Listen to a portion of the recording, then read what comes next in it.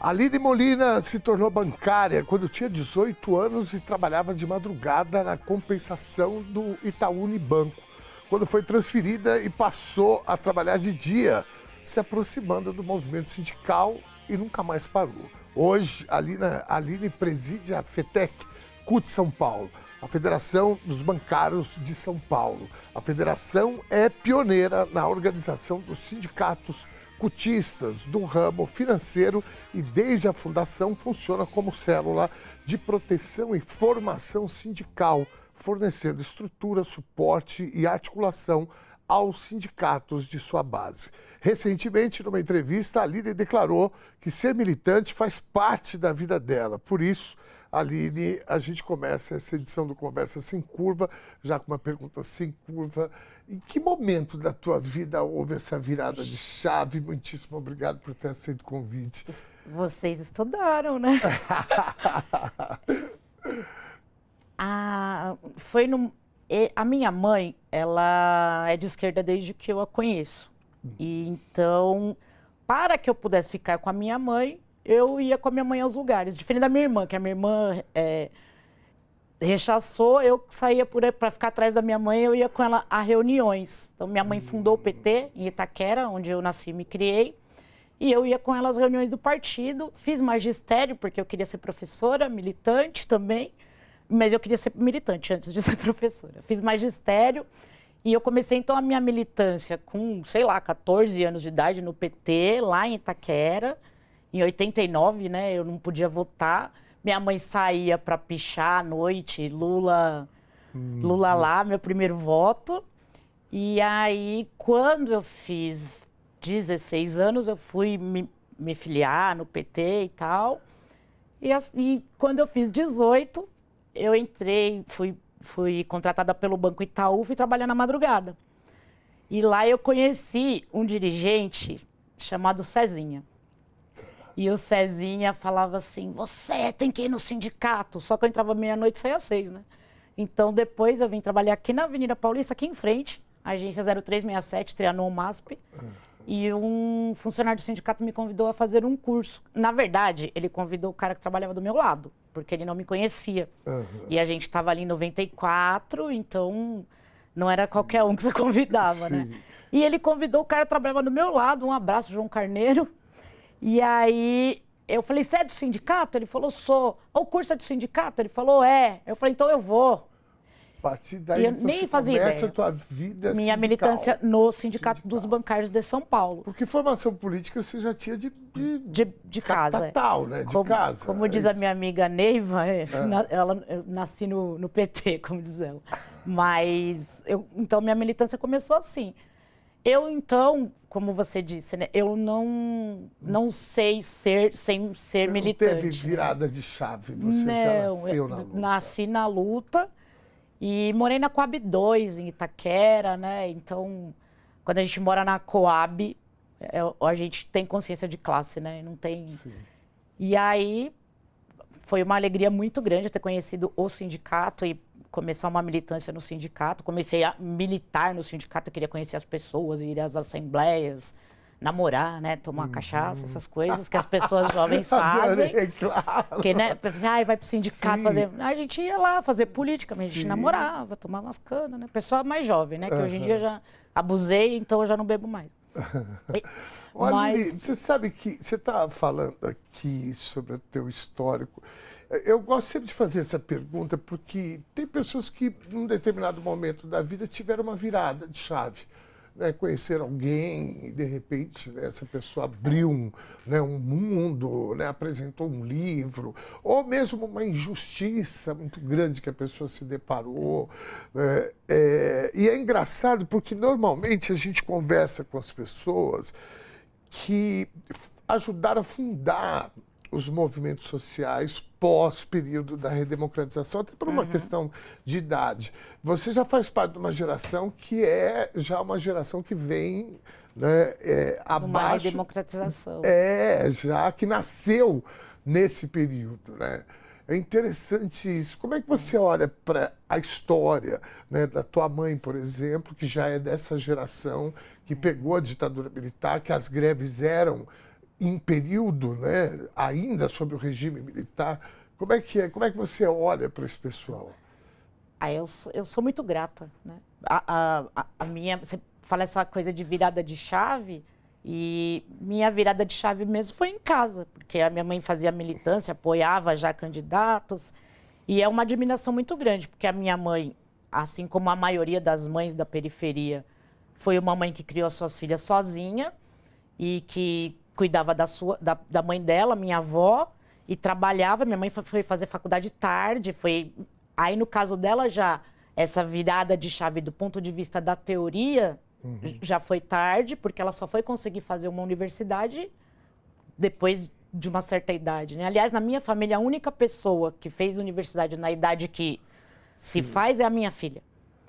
As outras mulheres todas da minha família cuidaram dos seus filhos, cuidaram das suas casas, e as que conseguiram estudar foram estudar tarde. Eu fui fazer faculdade aos 30 anos, porque fui mãe aos 24. E já era militante. Então eu vejo com gratidão todas as pessoas que vieram antes de mim, né? Então sempre que eu vou fazer uma atividade, eu sempre falo isso. Porque essas pessoas pavimentaram o caminho para que hoje eu pudesse estar aqui dando uma entrevista para você, para que eu pudesse ser presidenta, e eu gosto muito de dizer presidenta, e eu sempre lembro da esposa do Saramago, né? Ela dá uma entrevista que ela vira presidente da associação, e aí, presidenta da associação, e um repórter português pergunta para ela, que não existe essa palavra, e ela responde, não existe porque não tinha mulher no poder, agora tem e é presidenta. E eu gostei demais, né, dessa... E quem traz aqui para nós esse termo dessa forma é a grande Dilma Rousseff, né, que a gente pode... Nossa profeta. Nossa, coração valente. E é outra mulher pela qual tenho muita gratidão, que é dessas mulheres que pavimentaram o caminho, né? Homens e mulheres lutaram contra a ditadura no Brasil, mas eu faço sempre referência às mulheres porque foi outra luta, né? Para que as mulheres pudessem ser presidentas, para que elas pudessem ter voz, palavra. E continua sendo uma luta, né, diferente. Né? Sim. Nós temos várias lutas e essa é uma delas. Infelizmente ainda tem. Eu tenho dito muito isso, sabe? Eu penso que a minha geração, né? A minha geração é a geração X, né? Eu tenho 50 anos. E, teoricamente, a minha geração deveria estar fazendo essa luta, né? Deveria estar fazendo essa luta por igualdade de gênero.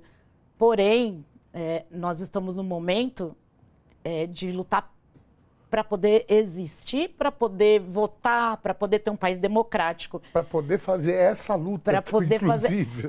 Porque, veja, a gente passou por uma ditadura, nós elegemos um torneiro mecânico, um sindicalista presidente da República do Brasil. Então, ali estava dado, e estudiosos disseram isso, né?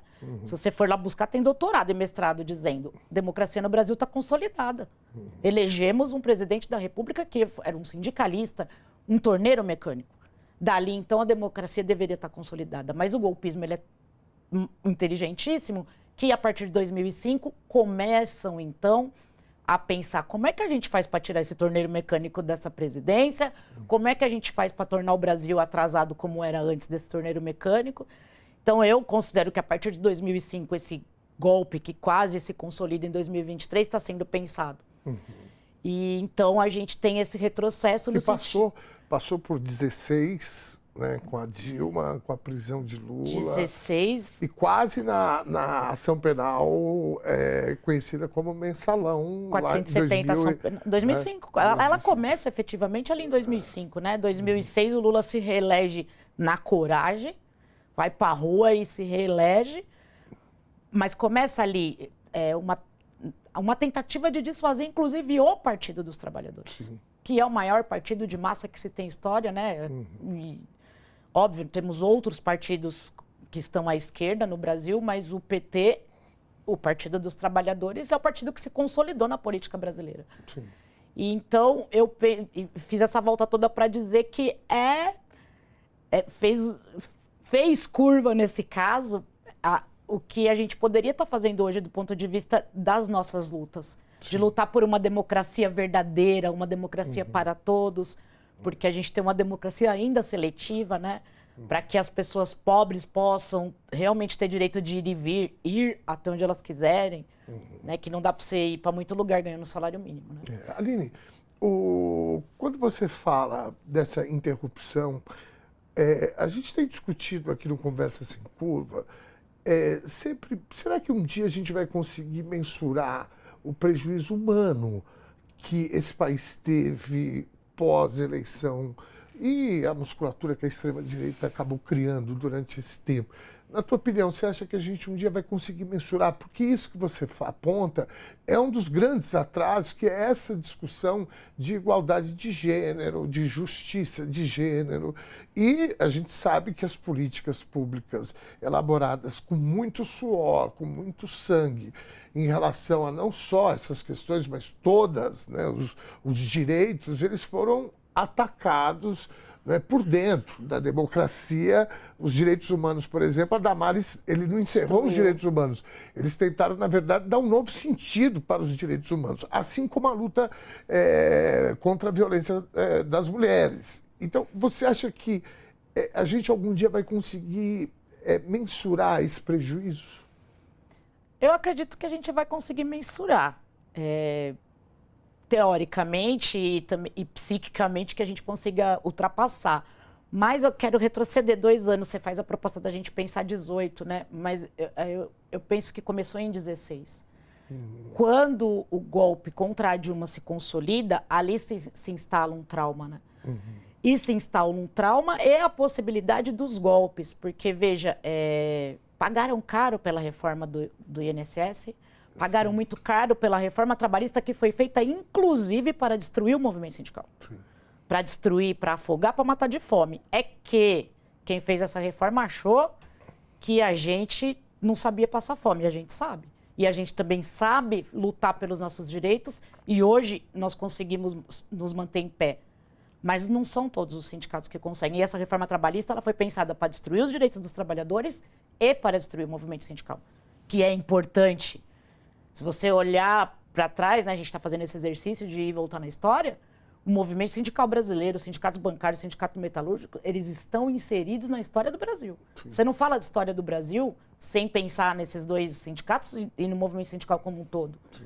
E a gente, no domingo, fez uma referência a 40 anos da nossa grande greve, que foi em 1985, que mudou os rumos da nossa categoria. E é preciso contextualizar o que era essa quadra histórica em relação à economia desse país. A década de 80. Que eu acho, Dom, que a ideia desse povo é trazer a gente de volta para a década de 80. É isso. Eu olho todos esses movimentos, então a gente volta, né, 17, reforma, Temer, né, é bom a gente dizer, Michel Temer, traidor, golpista e destruidor dos nossos direitos. Sim. Porque a aposentadoria hoje virou aquela cenoura que o cavalo corre atrás dela e nunca vai alcançar. É isso. E as pessoas não vão se aposentar. E o pior, elas não vão se aposentar, e aí quando você chega aos 50 anos, essa burguesia, os bilionários, o rentismo está dizendo assim, até os 65 anos tem que trabalhar. Eles não dão emprego para as pessoas com mais de 50 anos. Eles demitem as pessoas com mais de 50 anos. E a gente agora tem que desenvolver política pública para que as empresas retenham e que elas possam trabalhar. Sim. Porque, ora, você está dizendo, então, você vai se aposentar aos 65, não tem problema. As pessoas gostam de trabalhar. O pobre gosta de trabalhar, tem de dar um emprego. O que você vê hoje não é isso. É a pessoa chegando aos 48 anos e sendo demitida. Sim. Não vai se aposentar. E vai ficar 15 anos, porque também... E um salário mínimo, quando a pessoa está mais velha, é para ela comprar remédio. Hoje a gente tem farmácia popular, né? Mas ali no 2018, quando também a gente era para acabar, inclusive, com a farmácia popular. Acabou. Então, são muitos traumas, né? E, então, você tem a eleição do Bolsonaro, e eu me lembro bem que a gente fez o congresso da FETEC 2018 após a eleição.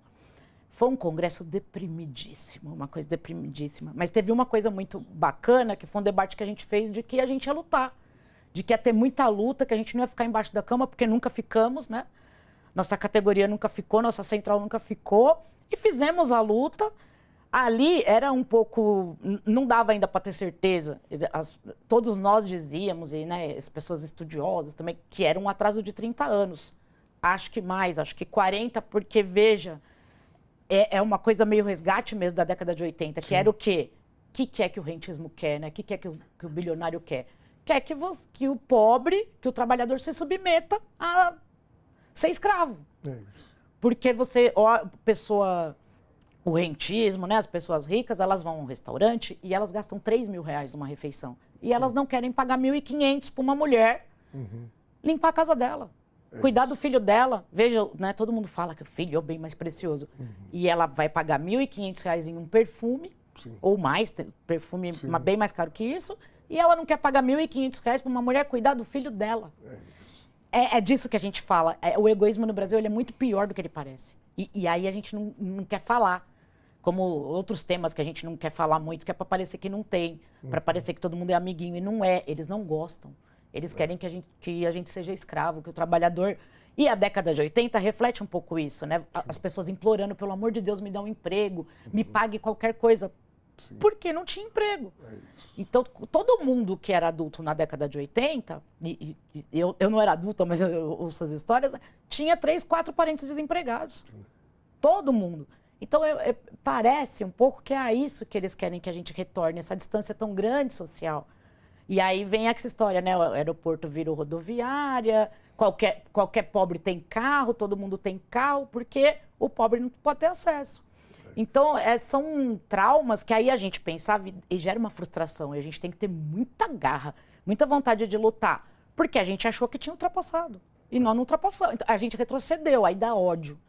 Que é uma outra coisa que a gente tem que ter direito. Os afetos, né? O amor é um afeto e o ódio é um afeto. Também. E o ódio é um afeto que a gente tem que exercitar. Porque eles nos odeiam. E não dá pra... Ai, não, porque você não combate, vai combater uma pessoa que te odeia como? Eles nos odeiam. É isso. Aline, a gente falando década de 80, eu me lembro das portas dos bancos, piquetes, nessa greve de 85. Na época, Banco Nacional, Piraporinha, ali onde a gente morava, em Diadema, ali, divisa com São Bernardo, era um centrinho de bairro, e tinha o Bamerindos, o Nacional, e a greve, o piquete comia, o pau comia. Então era de dia, no meio do período, os bancários, e de manhãzinha, cedinho, os metalúrgicos. O pau quebrava ali no ABC, era uma loucura. Essas duas categorias são duas categorias que avançaram, na minha opinião, talvez, acho que as duas categorias que mais avançaram, talvez os petroleiros também, né? Bom, não vou entrar nesse critério, mas falando dos metalúrgicos e dos bancários, são duas categorias que avançaram muito nos direitos, na consciência de classe, sobretudo. Eu estive lá com vocês na 27ª conferência. Eu fiquei impressionado com a consciência de classe daquele povo que estava ali. Sabe, assim, você olha, você vê que a discussão é política. Eu via a tua fala, a fala da Neiva, depois a do Guilherme Boulos. São falas e reflexões na política, não é oba-oba, sabe? Os metalúrgicos é a mesma coisa. Eu vejo discussões, eu falo, gente, como é bacana você ver a peãozada no sentido do operário, sim, né? Sim. Eu recebo vários aqui também, às vezes no jornal, eu fico olhando e falo, cara, como é bonito você ver o brasileiro mesmo, né, falando, enfim. Bom, corta para um quarto já do século XXI. Né? A gente se depara com o fascismo. Quais são os desafios, o maior desafio dos movimentos sociais e do movimento sindical hoje?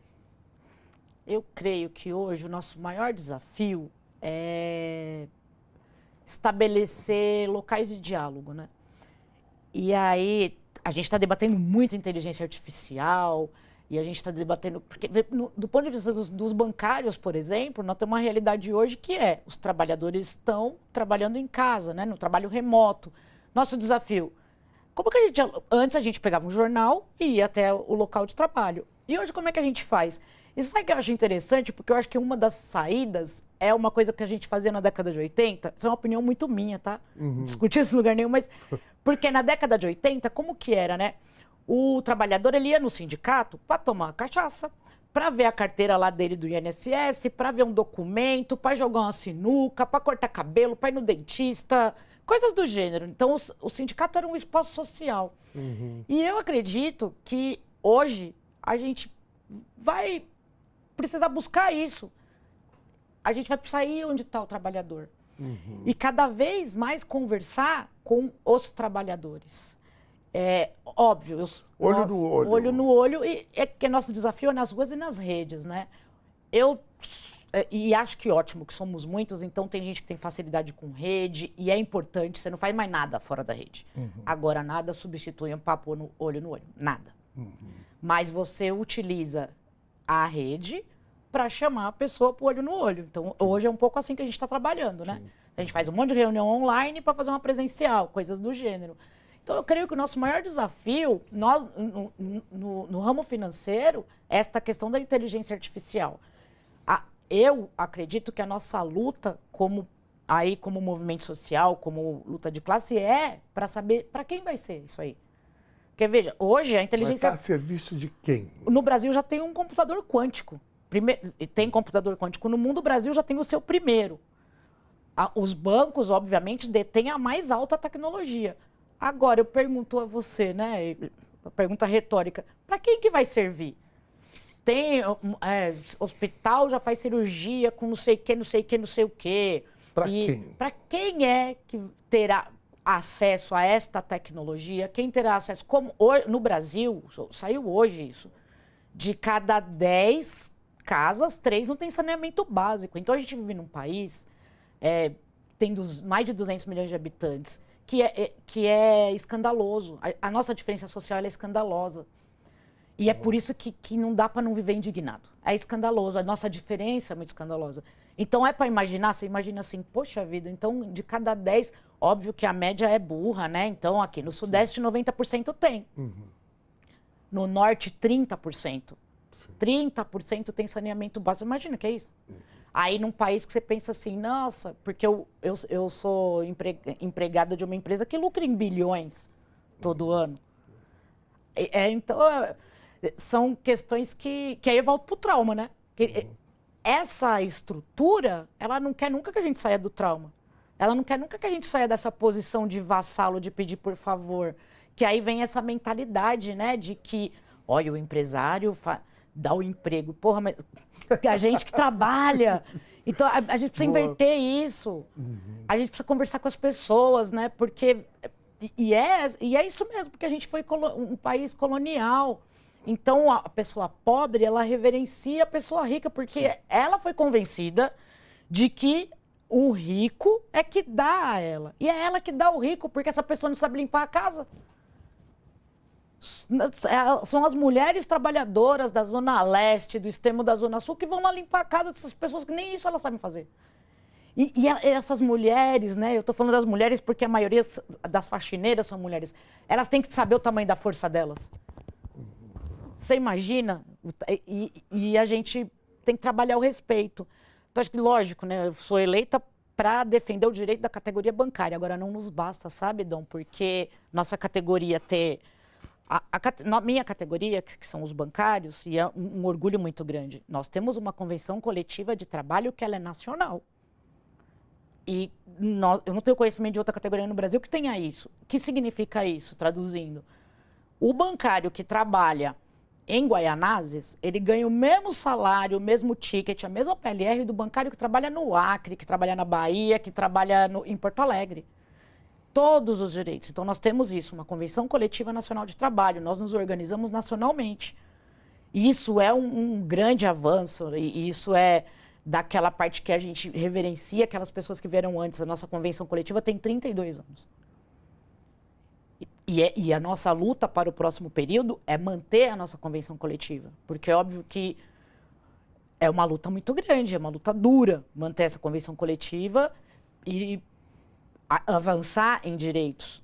Porque também os bancários trabalham para o banqueiro que lucra em bilhões. Uma coisa é você pedir aumento para o banqueiro, a outra é pedir para o mané, para o Zé da padaria, né? Sim. Senão aí o pessoal é aquela coisa, né? Que às vezes pensa que é banqueiro. Sim, aquela coisa, né? A pessoa tem um Jeep Renegade e acha que vai ser taxada. Não vai, viu? Você tem o seu Jeep Renegade, fica tranquilo, fica feliz. Aline, você falou agora sobre a questão de classe, né? Nós temos aí pessoas que têm um Renegade financiado em 60 vezes e acha que faz parte dessa elite econômica. É bom a gente falar econômica para não confundir com elite cultural, intelectual. Bom, eu observei há um tempo que o campo popular, o campo progressista, conseguiu ganhar um fôlego nas redes sociais. E isso acaba coincidindo com esse debate que você colocou, o fim da escala 6x1, a taxação dos bilionários. E me parece, aliás, eu vi o presidente Lula falando sobre isso na posse da nova presidência do PT. O presidente Lula, ele disse isso, que a gente foi para o debate da política. E a partir daí que a gente... E eu concordo muito com o Lula. Eu via, antes dele falar, eu via observando isso, eu falei, a gente precisa fazer esse debate na política. Como é que você entende isso, haja vista que o sindicato, né, dos bancários, vocês já fazem esse debate internamente, sempre na política. Você acha que falta um pouco essa tônica na relação com a população em geral e o campo popular? Eu não sei se falta a tônica, porque também a gente está falando da subjetividade também, né? Porque os partidos, a central sindical, é feito por pessoas. Mas eu penso que nós passamos um período muito grande no Brasil, não querendo falar de política, inclusive a gente da esquerda. Não, vamos ali, não sei o que lá. E o negócio escancarou agora de uma forma que me parece interessante, porque a gente percebeu que não tem saída fora da política. É um desafio muito grande convencer as pessoas de que tudo é político, que essa água que você toma ela é política. E eu te peço uma licença para dar um exemplo aqui. Você já viu propaganda da Sabesp pedindo para economizar água? Depois vocês dão um Google. Toda a propaganda da Sabesp pedindo para economizar água tem pobre na propaganda. Nunca tem um rico morador de Higienópolis que chega em casa e vai tomar banho na banheira. Vai dar um mergulho na piscina, né? Ele fala assim, não mergulhe na piscina. E essa, olha como que né? Então, assim, você vê como que é ali, ó. É estrutural mesmo, é o pobre que gasta água. É o pobre que joga lixo na rua, é o pobre que é porco. É muito estrutural, então é muito difícil pra gente. Às vezes também nós nos colocamos tarefas impossíveis. Porque, olha que coisa, né? Tá ali, ó. Vamos economizar água. Eu nunca esqueço isso, é uma mulher no tanque, uma mulher negra no tanque lavando roupa que tem que economizar água. Quando eu sei que a pessoa que mora lá, eu vou falar Higienópolis, que é perto da minha casa, né? Ela vai chegar lá na casa dela, ela vai tomar um banho jacuzzi, tomando um vinho. E aí eu tenho que tomar banho de 5 minutos. E ainda regar o jardim do quintal dela. E a gente cai nessa. Então, é uma coisa... Tem que falar da política. E a gente precisa falar em todos os lugares, em todos os momentos, em todos os espaços, da forma que a gente puder. Porque... E aí, essa geração... Como que eu cresci escutando o quê? Política, religião e futebol não se discute. Aí, ora, veja. Você tem bancada da bala, você tem bancada do boi e você tem a bancada de pastor, a bancada da Bíblia. Ou seja, a religião discute a minha vida, porque eles estão ali fazendo lei. Sim. Agora, interessou a quem eu crescer pensando isso? Interessou a quem? E eu cresci ouvindo isso na escola, ouvindo isso na minha casa, ouvindo isso na rua. E eu cresci, e a minha geração inteira. E a gente... E como, eu não sei, né? Eu sei com quem. É com você, é com as pessoas do meu sindicato, com as pessoas da central, é com as pessoas da esquerda. Mas nós...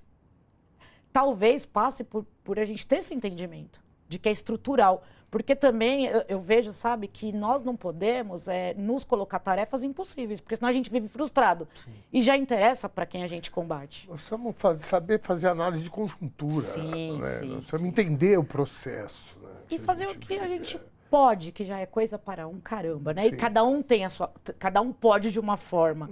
Mas o que eu vejo de mais urgente e que foi maravilhoso, e que foi o presidente, para mim, vai ficar assim...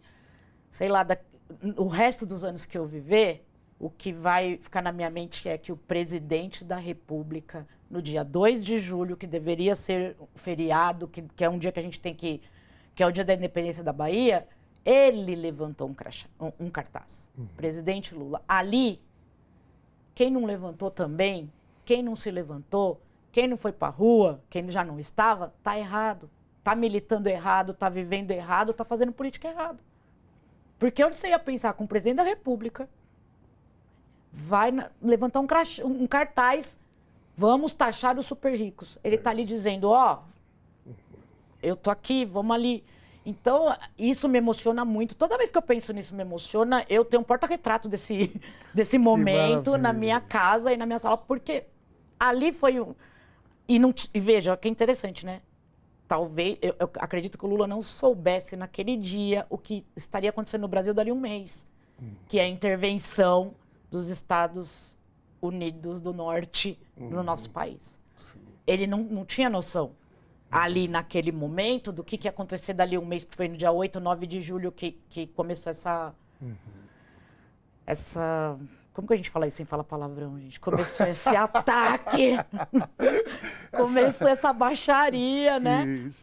Dos Estados Unidos do Norte contra a América do Sul, porque eu não acredito que isso é contra o Brasil. Eu acredito que isso tem muito mais a ver com a América do Sul, com a América Latina, com as nossas riquezas, porque o ouro, né? O ouro o ouro de 2025 chama lítio.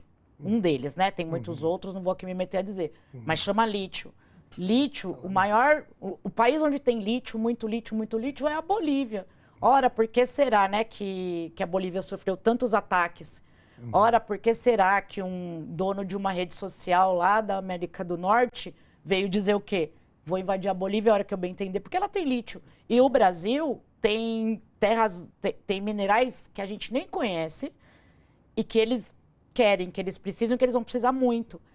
Então, obviamente que tudo isso foi politicamente usado, porque eles querem o quê? Como diria o Raulzito, né? Eles querem o Brasil e a gente só quer alugar, a gente não quer dar, né?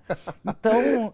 É isso, Aline. É muita coisa acontecendo. Agora, essa discussão, dá um passinho atrás aqui, essa é a discussão da política. Sim. Você imagina, porque você fez uma observação, que mesmo o campo progressista não quis muito essa discussão, e eu concordo contigo. Eu só queria falar sobre as razões. Né? Sim. Eu, particularmente, assim, eu cheguei no Brasil pós-anistia. E eu cheguei aqui assustado, porque eu era pré-adolescente. Eu falei, gente, aqui é todo mundo do mesmo time. Que é lindo. Né? Aqui tá os homofóbicos, os racistas, os machistas, todo mundo junto e tá tudo certo, tá tudo mil maravilha. Ou seja, o Brasil, na minha avaliação, nunca tinha passado por uma discussão ideológica profunda. E aí, como você falou, nós somos colonizados, né? Nós passamos 300 anos num período escravagista, fomos os últimos a abolir, a tentar essa transformação de uma forma completamente inapropriada, que isso, a gente sofre com o racismo estrutural também por conta disso.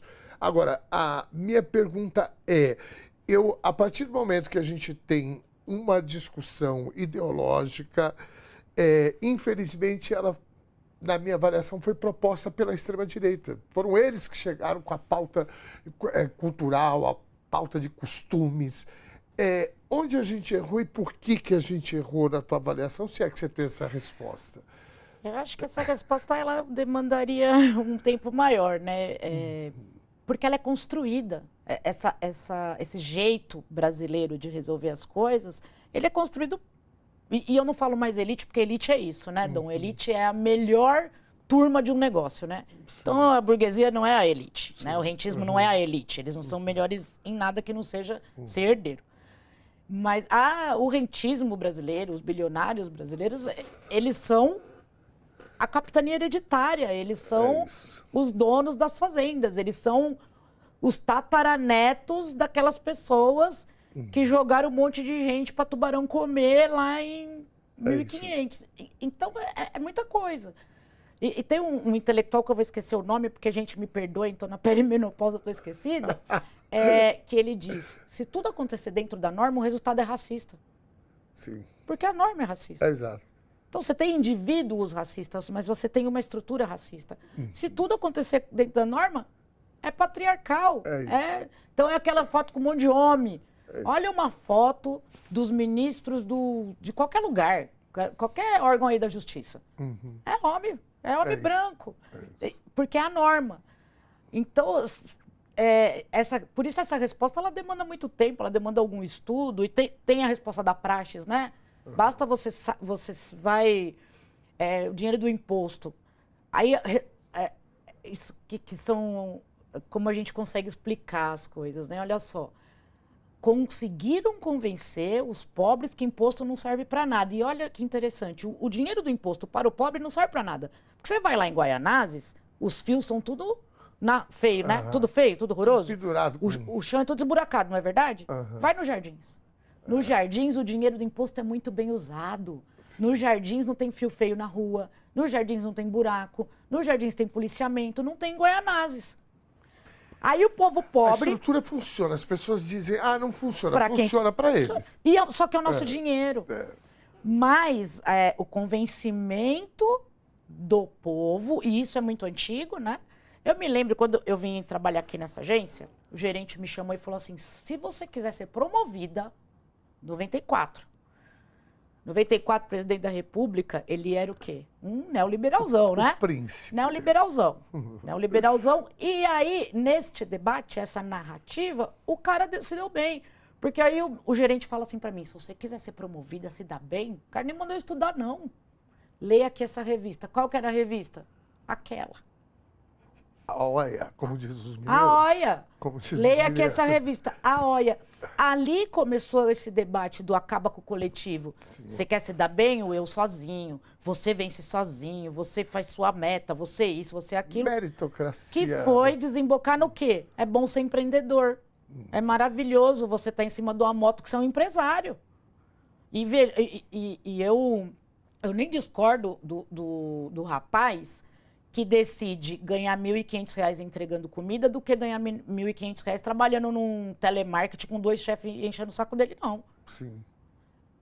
Não estou falando disso, mas estava ali, né, o embrião dessa coisa que a gente vive hoje, que é destruir toda a ideia daquilo que é coletivo. É isso, né? E passa por, quando eles querem destruir um sindicato, não passa só porque passa por isso. Porque toda e qualquer iniciativa que ela seja coletiva, ela tá para o bem comum, ela tá para politizar, ela tá para enfrentar. Toda política que ela é individual, toda política que ela é, você vai vencer sozinho, não liga para ninguém não. Agora, óbvio também que a gente não pode acusar ninguém de ser egoísta no sistema capitalista, né? Porque é a norma. Tem um outro moço, que eu vou esquecer o nome dele também. É a norma. É a norma. Então, e eu sempre brinco, né? Hoje eu sou secretária de formação lá do sindicato, todo o curso para os bancários de base, né?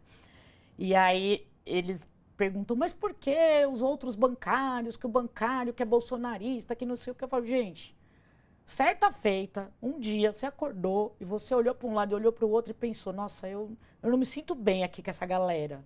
Eu quero conversar com outra galera. E você encontra aqui essa galera que está discutindo esse tipo de coisa, discutindo questões coletivas, discutindo saídas coletivas. E nós somos o quê? Um bando de esquisito para essa maioria do senso comum, que se adaptou a essa narrativa. Agora, e aí, como é que a gente faz para convencer as pessoas? A gente não vai convencer todo mundo, ninguém nunca convenceu todo mundo, né? E você é filho de pessoas que lutaram contra a ditadura, e você sabe disso. As pessoas que se levantam para lutar pelo coletivo, tem alguma coisa tal da virada de chave, só que nós somos esquisitos. A gente é considerado esquisito pela nossa família, gente. Eu não consigo explicar. A minha filha, ela... Aí tinha lá na escola, o que a sua mãe faz, né? Esse papo aí. Aí ela foi se apresentar lá e a professora, o que a sua mãe faz? E isso aí foi a década de 2000, né? 2004 para frente, nós fizemos 10 anos seguidos de greve. E aí, a minha filha é muito pequenininha, eu teria feito algumas coisas diferentes, mas enfim, eu ficava 24 horas quase por dia fazendo greve. No mês tal lá. E aí a minha filha vai na escola e a professora, sua mãe faz o quê? A minha filha respondeu, minha mãe faz greve. Que maravilha. Aí um dia chego em casa, aí também quando que vira a chave da Sofia, minha filha, né? Um dia eu chego em casa e ela tá lá toda descabelada, com o dente tudo sujo, toda lascada, com a camiseta escrito o quê? Estamos em greve, né?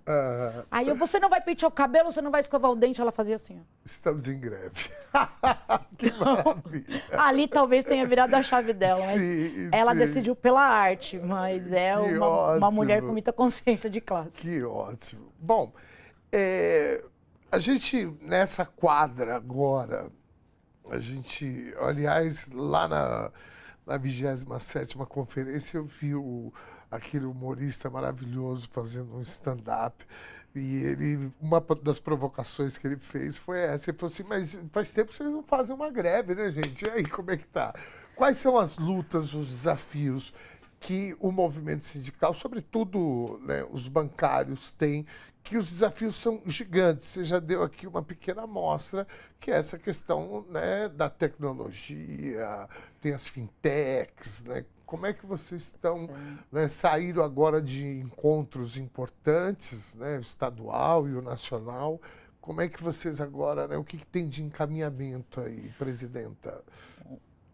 Nós fizemos nosso acordo hoje, ele é um acordo de 2 anos, que foi um avanço gigantesco, porque nós fizemos esse acordo em 2016.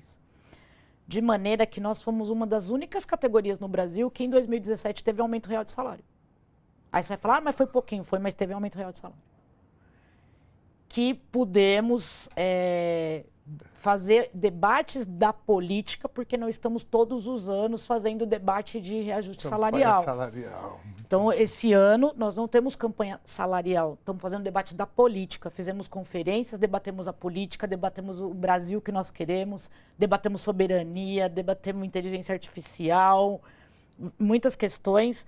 O nosso grande desafio está colocado aí para o próximo ano, que é garantir aumento real de salário. Nós temos esse entendimento que repor a inflação é obrigação do patrão, porque aí quando eu mesmo vou me traduzir, quando você repõe a inflação, apenas está repondo aquilo que o trabalhador perdeu ao longo dos últimos 12 meses. Sim. Então, quando você só repõe a inflação, não tem aumento para a pessoa de salário, o salário dela está corroído, ela vai perder o poder de compra para o futuro. Que foi o que Bolsonaro fez durante 4 anos. E Temer fez, né? Bolsonaro e Temer, né? 6 anos, então, 2 de Temer. 16, 17, 18, 19, 20, 21, 22, 7 anos corroendo o salário mínimo. A serviço do rentismo, a serviço da burguesia, que é aí que você vê o salário mínimo fazendo isso aqui. Porque o povo não pode ser feliz, né? O povo tem que se ferrar. E para nós, foi muito importante, foi um desafio muito grande, foi um debate extenso, muito extenso na nossa categoria, porque, como eu disse, nós nos organizamos nacionalmente. Então, nós estamos falando da representação de mais de 450 mil trabalhadores. Então, é uma responsabilidade muito grande, são muitos sindicatos, né? Tem um recorte de gênero aí, não? No recorte na nossa categoria? A impressão que eu tenho é que tem mais mulheres. Na nossa categoria, 49, ela vai variar. Nos últimos anos vai variar. 49, 51, 51, 49, mas é metade, metade. Onde que é o pulo do gato? Os cargos de chefia estão com os homens. Yes. Mas e os cargos de direção sindical? Direção sindical, nós Conta temos... aí pra nós. Eu adoro que a pessoa pergunte um negócio que ela sabe a resposta, mas é assim. Os sindicatos bancários de São Paulo é um sindicato à frente do seu tempo. E é um sindicato muito preocupado há muitas gestões em, primeiro, fazer renovação. Porque a gente tem o entendimento que o movimento precisa se renovar. Então, o nosso sindicato renova a sua diretoria a cada chapa. Uma média de 30% de renovação.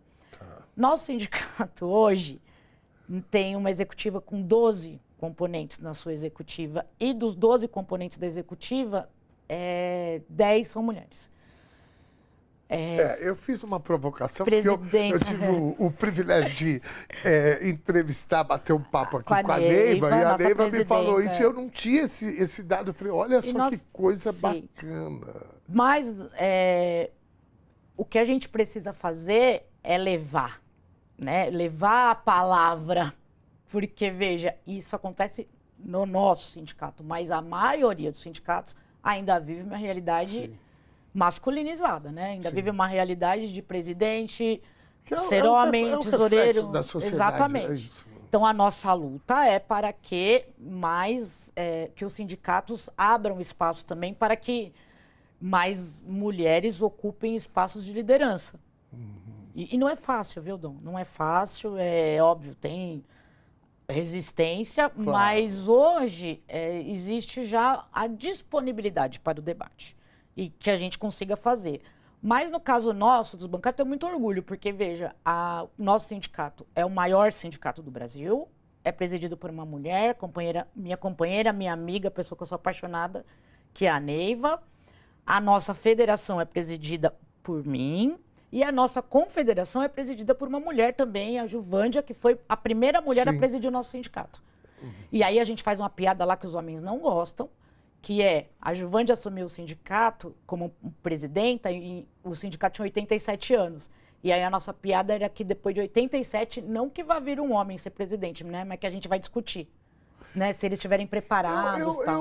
Eu não sei se a alternância de poder ela está no âmbito de gênero, não. Não, mas só que a gente tem que discutir, né, se eles estão preparados, né? Porque essa piada é chapa, né? Não é gênero. Essa piada é por quê? Porque assim, ó, quando os homens eles nascem preparados, né? O fulano de imagina, tá pronto. Fulano de tal vai assumir aí. Ninguém pergunta de onde ele veio, aí vai assumir, e eu digo por experiência própria, eu vou lá assumir.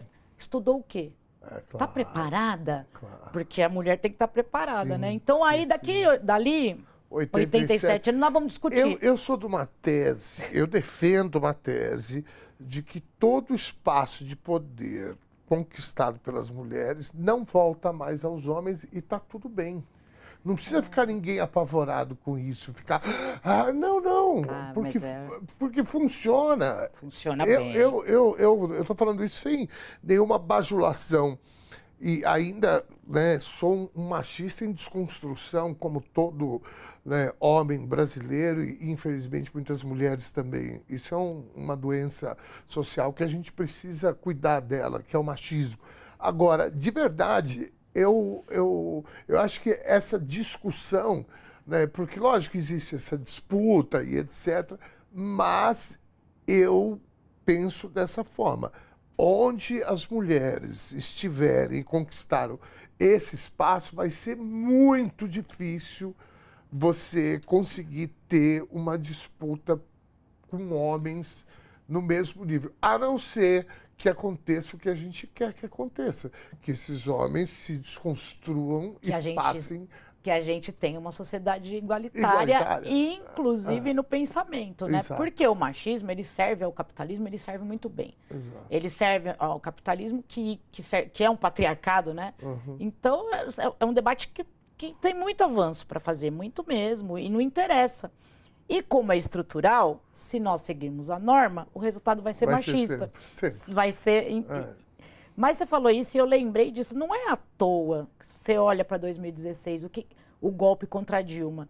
Se você olhar ali em 2006 os ataques que faziam ao Lula, aí você pula para 2016 o golpe contra a Dilma. Aquilo era misoginia pura. Puro suco. Tinha um grau de ódio ali que ninguém ia ter pelo Lula, que ninguém ia conseguir ter por um homem. Eu quero trazer um dado agora. Talvez você ainda não tenha... Muito difícil você não ter se dado conta, mas veja, a Dilma, ex-presidenta, é presidenta do BRICS, do Banco do BRICS. Banco Mundial do BRICS. O Temer, ex-presidente, é um golpista, reconhecidamente golpista, inclusive pela elite a qual ele representa. Em todas essas discussões sobre economia, sobre soberania, nenhuma palavra a imprensa hereditária buscou da presidenta Dilma. Só do Temer. Essa semana ele está há 10 dias com espaço na grande imprensa. Isso é o puro suco do machismo. E é por isso que eu, que sou uma pessoa que eu não tenho muita paciência para postar nada, postei no meu Instagram a fala da Dilma no dia do golpe. na qual ela diz, nós voltaremos. E eu escrevi aquilo. Dilma Passarinho, em alusão à poesia, né? Que maravilha. Vocês que aí atravancam o meu caminho, vocês passarão o meu passarinho, e eu escrevi Dilma Passarinho. Porque estava tudo ali. Por isso que eu estou chamando ela de profeta. Mas não tem, ninguém fala. Né? E que, assim, que a gente possa falar, né? Que a mídia que não é hereditária, que a TVT possa falar, que os outros canais que são da mídia progressista possam falar, porque eles não vão falar mesmo. Agora, essa fala dela é magnífica. E ela está ali. Sim. E ela está dizendo, nós voltaremos. Eu tenho dó de vocês, porque a história vai cobrar. E está cobrando. E estamos todos ansiosos para que, né, o pessoal comece a pagar rápido. Só o que me ocupa, não me preocupa, né? Que eu estou ocupada no sentido de que a gente está aqui na militância, é de que eles estão fazendo muito mais dívida, né? Então agora estão investindo e apostando na destruição da nossa soberania. Inclusive, aproveito para denunciar que o Banco do Brasil está sendo fortemente atacado por fake news, fortemente mesmo. Não caiam nessa. Procurem os canais do Banco do Brasil, procurem o sindicato. Nós vamos fazer uma atividade no dia 27, se eu não me engano, aqui na Paulista, para defender o Banco do Brasil, porque o Banco do Brasil é dos brasileiros. O Banco do Brasil é dos brasileiros e ele está sofrendo um ataque com um monte de fake news, vindo vocês sabem de onde. Supostamente, vocês sabem de onde, eu aprendi que a gente tem que falar supostamente para não ser processado, né? Então, supostamente a gente sabe bem de onde e o Banco do Brasil está sendo muito atacado. E eu espero que o povo não caia nessa, porque é importante a gente ter um banco público, é muito importante o Banco do Brasil fomenta o agronegócio no Brasil, ele é muito importante para isso, assim como a Caixa Econômica Federal é muito importante para a questão da habitação e outras também, que não vou discorrer agora que não é o assunto de hoje, mas eu lembrei agora e acho que é importante a gente denunciar isso. Sim. O Banco do Brasil está sendo atacado por fake news, não caiam nessa porque o Banco do Brasil é dos brasileiros. Eu te perguntei agora há pouco se seria mensurável o prejuízo humano que a extrema-direita causou nesse país. E agora eu tenho uma outra questão. Esses dias eu vi o ministro da Fazenda dizendo o seguinte, 40 bilhões de reais o Brasil deixou de arrecadar com as bets no governo Bolsonaro. Então aí a gente já começa a mensurar economicamente. Eu acho que a gente vai conseguir. Isso que estão fazendo com o Banco do Brasil é um prejuízo econômico gigantesco para o povo brasileiro. Exatamente. Porque, como você falou, o Banco do Brasil é uma instituição do povo brasileiro. Para a gente ir encerrando, dia 7 de setembro tem mobilização. Eu queria que você falasse um pouco sobre isso e o que você acha da nossa possibilidade de ocupar as ruas, de travar a luta política também nas ruas. Eu acho que é muito urgente que a gente ocupe as ruas. Eu espero fortemente de que a gente consiga convencer mais pessoas. Eu sou uma pessoa que ama uma passeata. Eu sou viciada, adoro passeata. Até porque a gente encontra amigos de todos os cantos. E se você nunca foi numa passeata, venha e faça amigos, porque o povo de passeata é muito legal. Eu acho que a gente precisa... tenho certeza. A gente precisa convencer um vizinho, um parente, um colega e lotar a rua dia 7 de setembro. Porque o que está em jogo é a soberania nacional. E que maravilha eu estar viva no mesmo tempo que o Luiz Inácio Lula da Silva, que defendeu a nossa soberania, que teve coragem de se colocar contra o império, contra o imperialismo. Isso nos traz o vigor de voltar ao debate político, de ser anti-imperialista, porque também teve tempos na política, na esquerda, que era meio palavrão, você fala anti-imperialista, né? Coisa de comunista velho. Sejamos anti-imperialistas, porque o império está nos atacando, sim, e não é para defender nenhum tipo de supostos bandidos. É por causa da nossa riqueza. Nós temos biodiversidade, nós temos minério, nós temos água, nós temos o ar, que vai ser um ativo. O ar no futuro será um ativo. Então, por tudo isso, no dia 7 de setembro, nós vamos para a rua. Nós vamos para a rua dizer o quanto é importante ter soberania nacional, ter banco público, ter escola pública, ter saúde pública. O quanto é importante que a gente tenha o SUS, Hoje você tomou a vacina. 5 delas. Onde nós podemos passar no médico, onde a gente pode pegar remédio de alto custo, porque aí, assim, veja, bancário sempre fala assim, eu tenho convênio. Eu sou bancário, eu tenho convênio. Mas eu tenho um problema de saúde que requer um remédio de alto custo. Eu pego no Hospital Maria Zélia. E eu pude tomar um remédio e eu posso estar aqui hoje falando com você por causa do SUS. Sim. Assim como eu, muitas outras pessoas, inclusive que têm convênio médico. Meu sonho, minha utopia é que nós não precisemos de convênio médico, que a gente possa tanto fortalecer o SUS.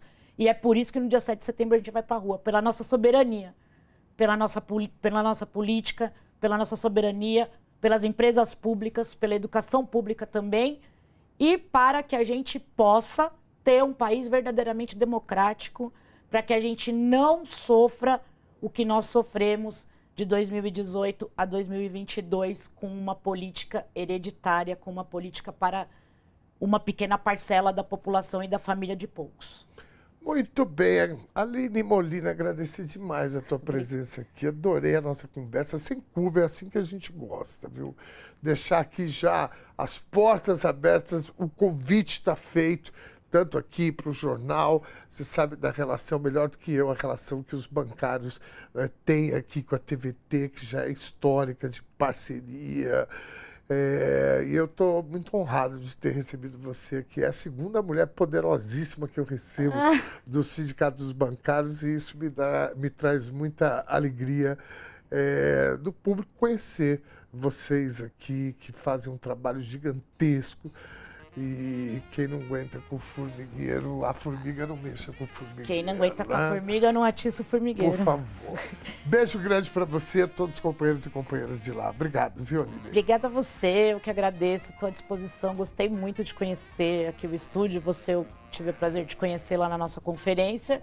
E que estou à disposição de você, muito da TVT, da luta, do movimento popular, do movimento sindical e do coletivo. 7 de setembro a gente se encontra na passeata. Então. Na rua. Combinado? Combinado. Muito bem, assim encerramos mais uma edição do Conversa Sem Curva, uma edição muito importante de um bate-papo que pretende mostrar o que o campo de militância pode e deve ser ocupado por cada um de nós. A trajetória da nossa convidada, Aline Molina, ilustra muito bem isso. Mas eu, você, nossos parentes e amigos, colegas de trabalho, prestadores de serviço e consumidores, enfim, todo mundo, nós somos todos representantes e corresponsáveis pela construção da sociedade que desejamos. Nossa conversa de hoje, mais do que um programa, é um convite para que a gente sonhe e lute juntos por um mundo mais igual, tolerante e sensível a cada ser humano. A canção de Raul já nos ensinou que o sonho que se sonha só é só um sonho, mas sonho que se sonha junto é realidade. Vamos juntos ajudar a mudar a nossa realidade coletiva? Beijo enorme e até a próxima.